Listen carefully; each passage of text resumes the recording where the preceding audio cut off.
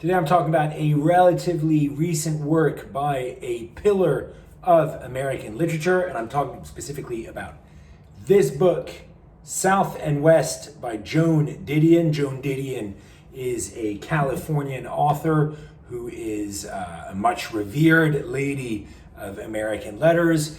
She's had a long and distinguished career writing fiction and nonfiction. She started her career writing nonfiction, especially like books like Slouching Towards Bethlehem, which I read and reviewed last year, which I really enjoyed because it was one of the earliest articles in what was called New Journalism, where there was a new prose, a new style, a new way to embed the writer into the story. So other proponents of this approach were people like Tom Wolfe, Hunter S. Thompson, Gay Talese. So she was part of that whole gang who sort of rewrote the rules on feature articles and writing long books that were like very long feature articles, and Slouching Towards Bethlehem was no exception. I really enjoyed that book, so I thought to myself, I'll read this book, South and West, which was published in 2017, except it wasn't written in 2017. It was actually written in 1970, or rather the notes around it were written around 1970, and they are notes stemming from a road trip that Joan Didion took with her husband, traveling through Louisiana, Mississippi, and Alabama, three states of the Deep South. And then the second part of the book, The West, is her analysis on California. So Joan Didion, because of her, I guess, her start and her style as a feature writer, she's a very observant writer. She's got a great sensitivity. She's got very sharp antennae that detect, her surroundings. She's a very sharp writer. And so she detects a lot of things around some of the characters that she comes across in the regions that she's visiting. So let's start with the South. And in the South, she meets a variety of characters, and they are like a plantation owner or a beauty salon owner or people in motels, what have you. She's observant and she's looking at the scenery around her. A lot of the characters that she talks to or interviews or has lunch with in the South, they just felt a little bit retrograde, a little bit of a caricature of what you would expect these Southern characters to be like, and that was a bit of a shame. She does a little bit better in terms of the setting. Her descriptions of the steamy air of the South do give a very interesting point of view on this sort of slightly magical quality of the atmosphere of the South, this ancient quality. But she also infuses that with descriptions of deep Americana. What do I mean by that? It's descriptions of motels with cheap, weird sounding names, barbecue joints that have, corny, aw shucks American names. The prices of things being like 5 cents for an ice cream and that kind of thing.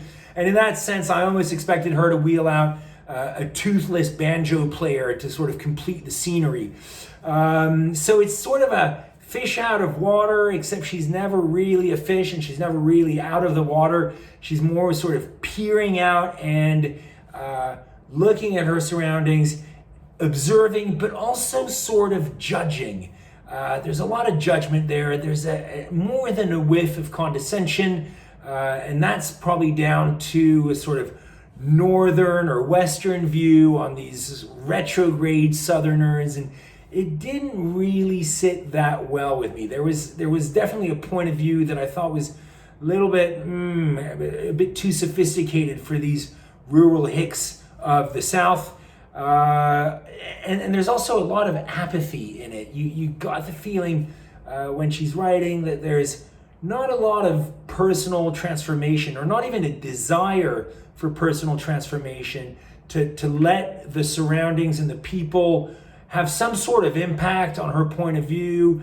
It's almost as if she feels that she's above transformation, that some sort of personal epiphany around this trip would be a little bit vulgar and would detract from her powers of observation, and I just felt that was a bit of a shame. Maybe I'm too Hollywood-like in expecting some sort of arc of the character, but I just felt it was a little bit too detached from the scenery, and a bit proud to be detached from the scenery.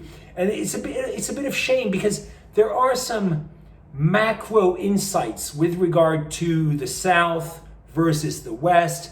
There's a very powerful view in terms of the South being obsessed with the past, obsessed with how the land has been bloodied by the past, and how the West is more obsessed by the future. And in the West, people don't feel like they can bloody or even touch the land. There's more of a natural beauty to it, I guess. So there are these big insights, but they never seem to be really fleshed out with a real penetration into the subject matter, and that was a little bit of a shame. If you want to have a real in-depth, penetrative look into the South, the pinnacle of that is obviously William Faulkner. And Faulkner is a tough read. It's very dense, it's very tough to climb, but boy, will it give you a real insight of good and bad, of the righteous and the evil of the South, and a real in-depth analysis of what it means for the South to have shed blood, and the suffering and the original sin that infuses this place. There's real depth, and you're really deep into the story of the South.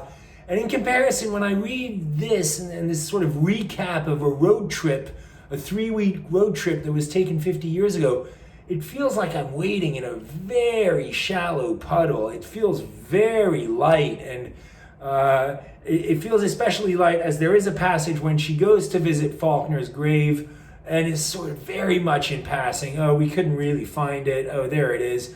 Whatever, Faulkner, great, thank you. And maybe I felt a little bit, I felt a bit sad that there wasn't that sort of proper respect shown to that. That's not to say that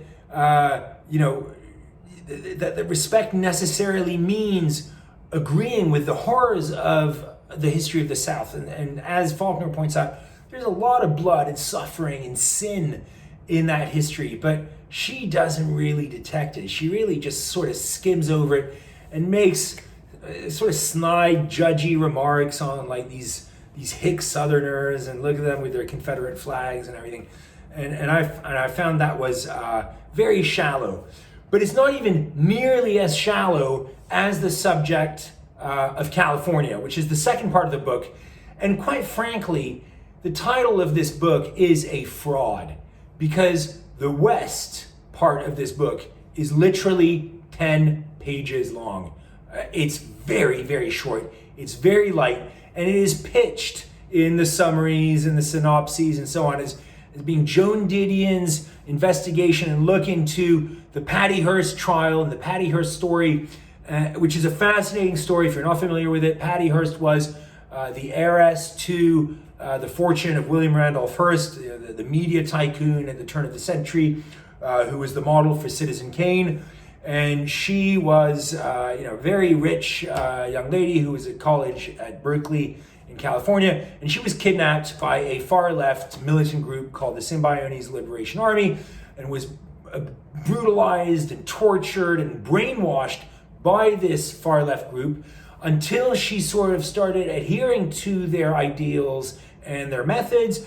And the next thing people knew is she popped up on surveillance cameras during a bank heist as a member of this militant group committing a bank robbery. And she had joined the group and then went on trial where she was defended by super legal teams, and eventually she got off. And so the book pitches that Joan Didion is sort of looking into this story, assessing this story, and quite frankly, it represents about one page of this whole book. And I thought that was so disappointing and so light.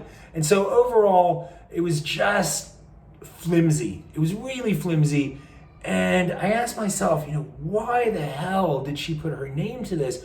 Why did this even come out? It's just like almost a piece of nothing, a sort of quick road trip to the South, a couple of observations on California, and we're done here. And let's put the name Joan Didion on it, and it'll sell. And so I'm here to tell you, this is like definitely poor quality product. I didn't like it at all. I thought it was very, very light. It definitely smelt of a publisher in New York saying, hey, Joan, we need to get something out there. Let's make a few bucks. Do you have anything lying around? And she would have said, do you know what? I have notes from a road trip I took 50 years ago. Maybe we could sort of repackage that into something and, get a few reviewers to give it a good review, and we're off to the races. And I have to say, I'm very disappointed in that. I know Joan Didion is an incredible writer. I was very impressed with her book, Slouching Towards Bethlehem, and I know she's got a lot of other novels and a lot of great nonfiction out there.